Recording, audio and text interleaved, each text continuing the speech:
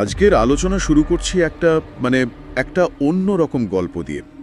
এটা লেখিকার ভাষ্য অনুযায়ী কিছু যাকে বলে অতিপ্রাকৃত অভিজ্ঞতার উপর ভিত্তি করে লেখা। হুম। তবে শুরুতেই আমরা এটা স্পষ্ট করে দিতে চাই যে এটা কিন্তু পুরোপুরি কাল্পনিক, শুধুই বিনোদনের জন্য একটা ওই গা ছমছমে পরিবেশ তৈরির চেষ্টা আর কি। ঠিক। এর সাথে কুসংস্কারের কোনো সম্পর্ক আমরা জুড়ছি না বা আমরা কুসংস্কার ছড়াতেও চাই না। আমরা শুধু গল্পটা বলবো, চরিত্রগুলোর ভেতরের টানাপোড়েনটা তুলে ধরব। একদম। তো গল্পটা শুরু হচ্ছে সমীরণ আর রত্না এই দম্পতিকে দিয়ে। ওরা বেশ কম দামে একটা বাড়ি খুঁজে পায় আর সেটা কিনেও ফেলে। আচ্ছা। কিন্তু ওই বাড়িটার পাশেই একটা পুরনো রেল লাইন চলে গেছে, পরিত্যক্ত। আর গল্পের যত রহস্য, যত ঘটনা সব যেন ওই রেল লাইনটাকে ঘিরেই। হ্যাঁ, ওই রেল লাইনটা বাড়িটা কেনার পর থেকেই শুরু থেকেই সমীরণের মনে একটা অদ্ভুত অস্বস্তি হতে থাকে লাইনটা নিয়ে। ওকে কিন্তু বলা হয়েছিল যে ওটা বহু বছর বন্ধ, সামনে স্টেশনটাও নাকি পরিত্যক্ত। হ্যাঁ, দালাল তো তাই বলেছিল। কিন্তু সমীরণের কেন জানি না মনে হতে থাকে যে ওখানে এখনো ট্রেন চলে। একটা অদ্ভুত টান বা ভয় কাজ করে ওর মধ্যে।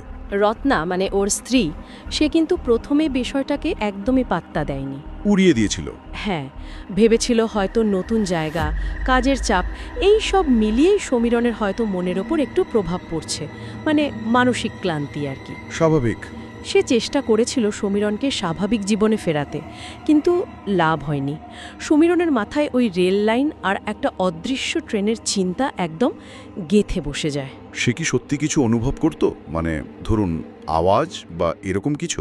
হ্যাঁ, ওর মনে হতো ও যেন ট্রেনের হুইলসেল শুনতে পাচ্ছে, লাইনের কাঁপুনি অনুভব করছে, ট্রেনটা যেন ওর দিকে এগিয়ে আসছে, এরকম। এটা তো বেশ ভয়ের। শুধু মনে হওয়া নয়, ব্যাপারটা আরও বাড়ে, তাই না? ঠিক। নতুন বাড়িতে আসার পর প্রথম দিন, দিনের বেলাতে। দিনের আলোয়? হ্যাঁ, দিনের আলোতেই সমীরণ ওই লাইনের ধারে চলে যায়। আর ও নাকি স্পষ্ট দেখতে পায় একটা ট্রেন ওর দিকে এগিয়ে আসছে। বলেন কি? ওর কাছে এতটাই বাস্তব মনে হয় যে সে ভয়ে চিৎকার করে ওঠে, রত্নাকে ডাকে বাঁচানোর জন্য। তারপর? রত্না এসে কি দেখল? রত্না ছুটে আসে, এসে দেখে কিচ্ছু না, সামনে কোনো ট্রেন নেই, শুধুই ঝোপঝাড় জঙ্গল। আর সমীরণ লাইনের উপর দাঁড়িয়ে চোখ ঢেকে থরথর করে কাঁপছে। এই অবস্থা থেকে রত্নার প্রতিক্রিয়া কি ছিল? নিশ্চয়ই খুব ঘাবড়ে গিয়েছিল বা বিরক্ত হয়েছিল। দুটোই।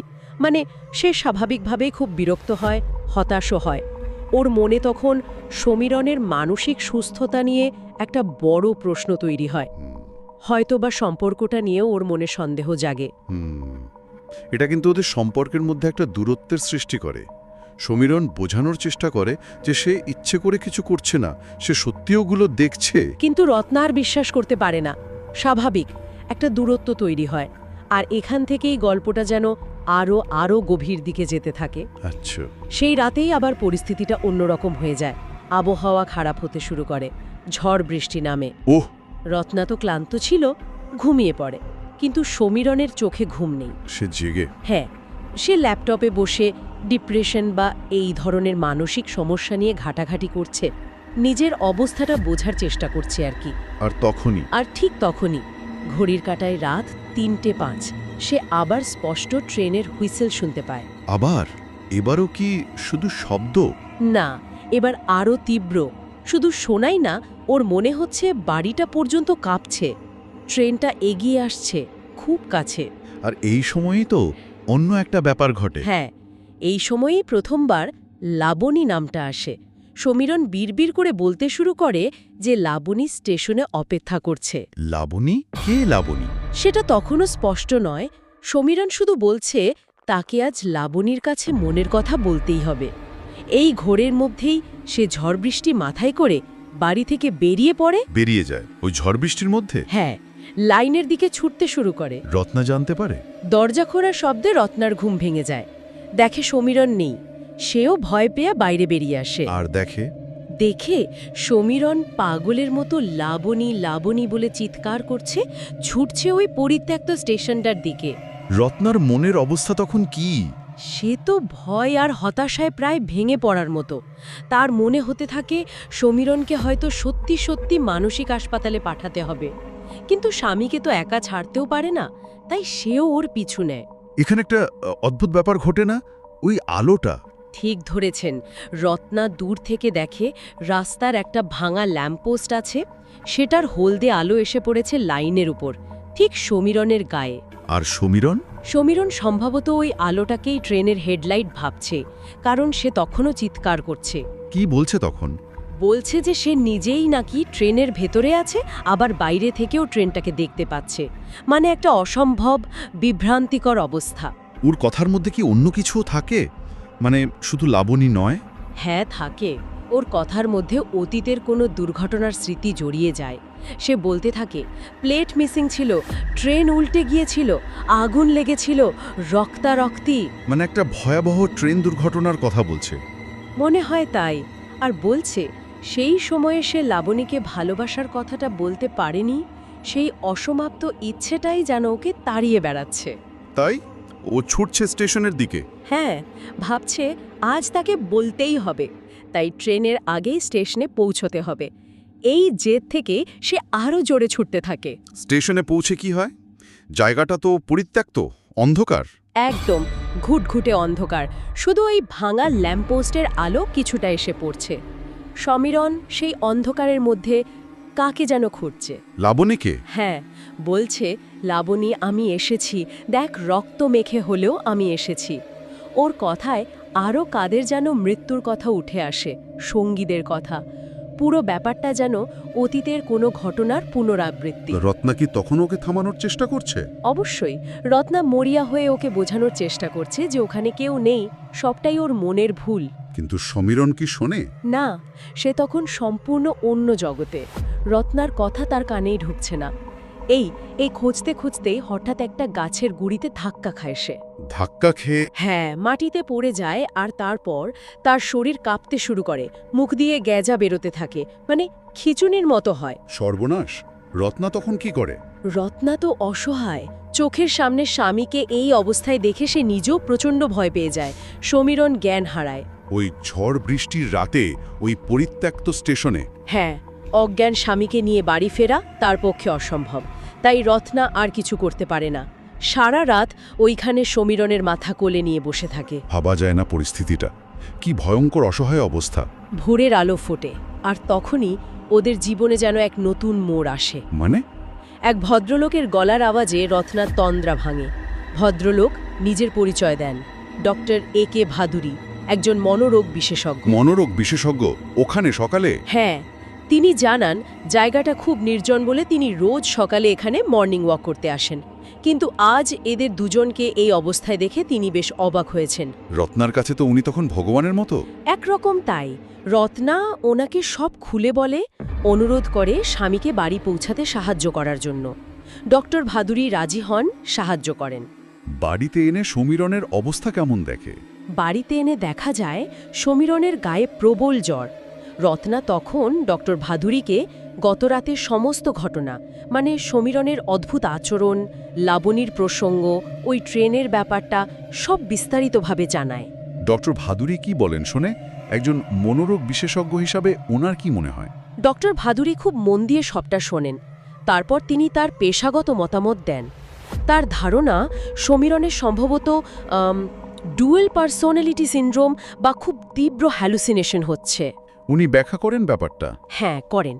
তিনি বলেন যে এই ধরনের মানসিক অবস্থায় রোগীরা অনেক সময় অন্যের জীবনে ঘটে যাওয়া কোনো ঘটনা বা হয়তো কোনো শোনা গল্প, সেটাকে নিজের জীবনের অংশ বলে ভাবতে শুরু করে। মানে বাস্তব আর কল্পনার তফাৎটা গুলিয়ে ফেলে। একদম, বাস্তব আর কল্পনার মধ্যে পার্থক্য হারিয়ে ফেলে।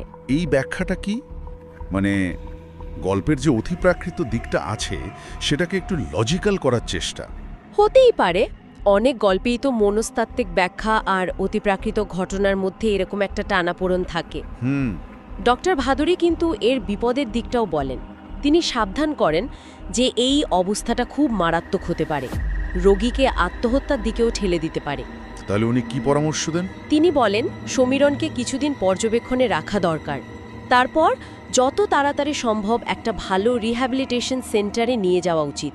রত্না নিশ্চয়ই খুব ভয় পেয়ে যায় এই কথা শুনে। হ্যাঁ, সে বুঝতে পারে একা এই পরিস্থিতি সামলানো তার পক্ষে সম্ভব নয়। তাই সে ডক্টর ভাদুরীকে খুব অনুরোধ করে সেই রাতটা অন্তত তাদের বাড়িতে থেকে যাওয়ার জন্য, যদি আবার কিছু হয়। ডক্টর ভাদুরী রাজি হন? হ্যাঁ, তিনি রাজি হয়ে যান। আর সেই রাতেও কি কাকতালীয় দেখুন, আবার ঝড় বৃষ্টি নামে। পরিবেশটা আবার সেই রকম থমথমে ভয়ের হয়ে ওঠে। আবার সেই রাত, আবার কি একই ঘটনা ঘটে? হ্যাঁ, মাঝরাতে আবার সেই একই ব্যাপার। ঠিক রাত ৩টের কিছু পরে ডক্টর ভাদুরীর ঘুম ভেঙে যায়। কিসের শব্দে? হয়তো কোনো অস্পষ্ট শব্দে। তিনি দেখেন সমীরণ আবার দরজা খুলে বাইরে বেরিয়ে যাচ্ছে। এবার ডক্টর ভাদুরী কি করেন? রত্নাকে ডাকেন? না, এবার তিনি রত্নাকে না ডেকে নিজেই ব্যাপারটা দেখবেন বলে ঠিক করেন। হয়তো পেশাগত কৌতূহল থেকেও তিনি চুপি চুপি সমীরণের পিছু নেন। আবার সেই স্টেশনের দিকে? হ্যাঁ, এবং আবার সেই একই দৃশ্য। ঘড়িতে ৩:০৫। ভাঙা ল্যাম্পপোস্টের হলুদ আলোটা এসে পড়েছে সমীরণের ওপর। আর সমীরণ? সমীরণ চিৎকার করছে সেই একই কথা, না, আজ আমাকে লাবণীর কাছে যেতেই হবে। আবার আসছে ট্রেনকা, প্লেট সরে যাবে, আগুন লাগবে, আমি মারা যাব। লাবণী, আমি আসছি। অতীতের সেই ভয়াবহ ঘটনার পুনরাবৃত্তি। কিন্তু এবার তো ডক্টর ভাদুরী আছেন। উনি তো শুধু দর্শক নন, উনি একজন ডাক্তার। ঠিক, তিনি শুধু অসহায় নন, তিনি একজন মনোরোগ বিশেষজ্ঞ। তাই ডক্টর ভাদুরী এবার ঠিক করেন উনি হস্তক্ষেপ করবেন।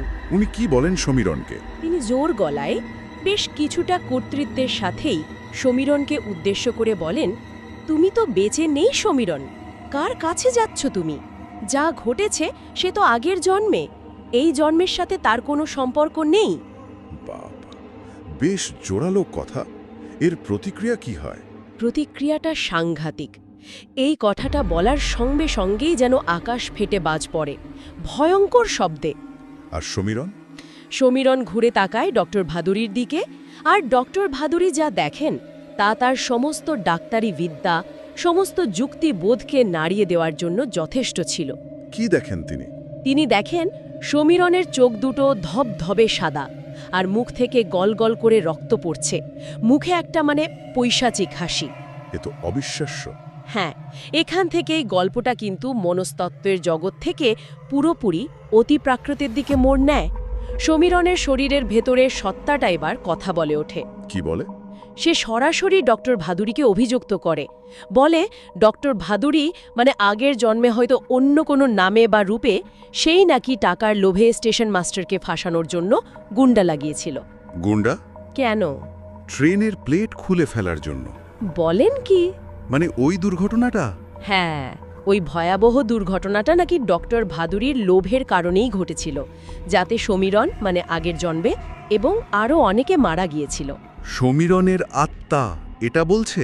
হ্যাঁ, বলছে সে সেদিন লাবণীর সাথে দেখা করতে যাচ্ছিল, কিন্তু ডক্টর ভাদুরী সব শেষ করে দিয়েছিল। ডক্টর ভাদুরীর তখন কি অবস্থা? তিনি কি করছেন? ডক্টর ভাদুরী তো শুনে একদম স্তম্ভিত। ভয় পেয়ে তিনি পিছিয়ে যেতে থাকেন। আর ঠিক সেই মুহূর্তে তিনি যা দেখেন সেটাকে আর হ্যালুসিনেশন বা মনের ভুল বলে উড়িয়ে দেওয়া যায় না। কি দেখেন? তিনি সত্যিই সত্যিই দেখতে পান একটা জ্বলন্ত ট্রেন হুইসেল বাজাতে বাজাতে তীব্র গতিতে তার দিকেই এগিয়ে আসছে। সত্যি সত্যি ট্রেন জ্বলন্ত? হ্যাঁ, গল্প অনুযায়ী একদম বাস্তব। আর সমীরণের ভেতরের আত্মাটা তখন চিৎকার করে বলছে, কিরে, দেখতে পাচ্ছিস তো? তুই তো দেখতে পাবি, তোর হাতেই তো সবার মৃত্যু। আগের জন্মে ঋণ নিয়ে মরেছিলিস, এই জন্মে জীবন দিয়ে শোধ করতে হবে। গায়কাটা দিচ্ছে শুনে, পূর্বজন্মের কর্মফল। হ্যাঁ, যেন কর্মফল ফিরে এসে প্রতিশোধ নিতে। ডক্টর ভাদুরীর চোখের সামনে হয়তো এক ঝলকে তার সেই আগের জন্মের কুকীর্তি ভেসে ওঠে, কিন্তু তখন আর কিচ্ছু করার সময় নেই। ট্রেনটা লাইনচ্যুত হয়, একটা জ্বলন্ত বগি সশব্দে ঘষ্টাতে ঘষ্টাতে এসে সজোরে ধাক্কা মারে ডক্টর ভাদুরীকে। তারপর একটা তীব্র আর্তচিৎকার শোনা যায়, তারপর সব শান্ত। ডক্টর ভাদুরীর আর কোনো চিহ্ন সেখানে পাওয়াই যায় না, যেন মিলিয়ে গেছেন হাওয়ায়। আর সমীরণ? ডক্টর ভাদুরীর কি হলো তখন? সমীরণের কি হলো? ঠিক একই মুহূর্তে সমীরণও লাইনের ওপর নিথর হয়ে পড়ে যায়, তার দেহটা প্রাণহীন, মারা যায়। হ্যাঁ, কিন্তু গল্প বলছে তার মুখে কোনো কষ্ট বা যন্ত্রণার ছাপ নেই, বরং একটা অদ্ভুত পরম প্রশান্তির ছাপ। প্রশান্তি? কেন? তার আত্মা যেন বলতে থাকে, সে হয়তো লাবণীকে ভালোবাসার কথাটা এই জন্মেও বলতে পারল না, কিন্তু তাদের মধ্যে যে বাধা সৃষ্টি করেছিল সেই সত্তাটাকে সে সরিয়ে দিতে পেরেছে। এবার সে লাবণীর কাছে যাচ্ছে, তার আত্মা যেন মুক্তি পেল। কি অদ্ভুত সমাপ্তি! পরদিন সকালে রত্না আবার পাগলের মতো ছুটে আসে স্টেশনে। এসে দেখে সমীরণের নিথর দেহটা পড়ে আছে, মুখে সেই অদ্ভুত শান্ত ভাব। কিন্তু ডক্টর ভাদুরীর কোনো খোঁজ নেই, কোথাও না।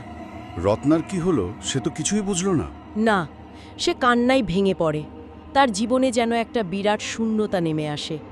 কি ঘটে গেল, কেন ঘটল, তার কাছে পুরোটাই একটা ভয়ানক রহস্য হয়ে থেকে যায়। গল্পটা শেষ হচ্ছে একটা খুব গভীর প্রশ্ন রেখে, তাই না? হ্যাঁ, একটা ভাবনা দিয়ে যে কিছু ঘটনা কি শুরুই হয় শেষ হওয়ার জন্য। আত্মার যে ঋণ, সেটা পরিশোধ না হওয়া পর্যন্ত কি সে জন্ম জন্মান্তরে ফিরে আসে? সমীরণের আত্মা কি তাহলে তার পূর্বজন্মের সেই অসম্পূর্ণ প্রেম আর প্রতিশোধ দুটোই পূরণ করে মুক্তি পেল?